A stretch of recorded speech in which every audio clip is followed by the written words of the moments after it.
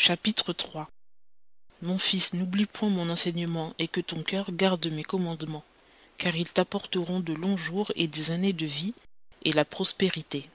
Que la miséricorde et la vérité ne t'abandonnent point. Lis-les à ton cou, écris-les sur la table de ton cœur, et tu obtiendras la grâce et une grande sagesse aux yeux de Dieu et des hommes.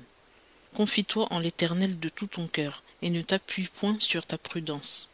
Considère-le dans toutes tes voies, et il dirigera tes sentiers. Ne sois point sage à tes propres yeux, crains l'Éternel et détourne-toi du mal. Ce sera la santé pour tes muscles, et un rafraîchissement pour tes os. Honore l'Éternel de ton bien, et des prémices de tout ton revenu. Et tes greniers seront remplis d'abondance, et tes cuves regorgeront de mou. Mon fils, ne rejette point la correction de l'Éternel, et ne perds pas courage de ce qu'il te reprend, car l'Éternel châtie celui qu'il aime comme un père l'enfant qu'il chérit. Heureux l'homme qui a trouvé la sagesse, et l'homme qui avance dans l'intelligence, car il vaut mieux l'acquérir que de gagner de l'argent, et le revenu qu'on en peut tirer vaut mieux que l'or fin. Elle est plus précieuse que les perles, et toutes les choses désirables ne la valent pas. Il y a de longs jours dans sa droite, des richesses et de la gloire dans sa gauche. Ses voies sont des voies agréables, et tous ses sentiers conduisent à la paix. Elle est l'arbre de vie pour ceux qui l'embrassent, et tous ceux qui la conservent sont rendus bienheureux.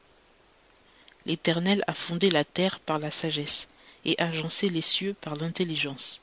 C'est par sa science que les abîmes s'ouvrent, et que les nuées distillent la rosée. Mon fils, qu'elle ne s'écarte point de devant tes yeux. Garde la sagesse et la prudence, et elles seront la vie de ton âme, et un ornement à ton cou. Alors tu marcheras en assurance par ton chemin, et ton pied ne heurtera point. Si tu te couches, tu n'auras point de frayeur, et quand tu seras couché, ton sommeil sera doux. Ne crains point la frayeur soudaine, ni l'attaque des méchants quand elle arrivera, car l'Éternel sera ton espérance, et il gardera ton pied du piège.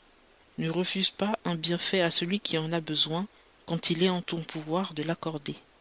Ne dis point à ton prochain, va et reviens et je te donnerai demain, quand tu as de quoi donner. Ne machine point de mal contre ton prochain qui habite en assurance avec toi. N'aie point de procès sans sujet avec personne lorsqu'on ne t'a fait aucun mal. Ne porte pas envie à l'homme violent et ne choisis aucune de ses voies, car celui qui va de travers est en abomination à l'Éternel, mais il est l'ami de ceux qui sont droits.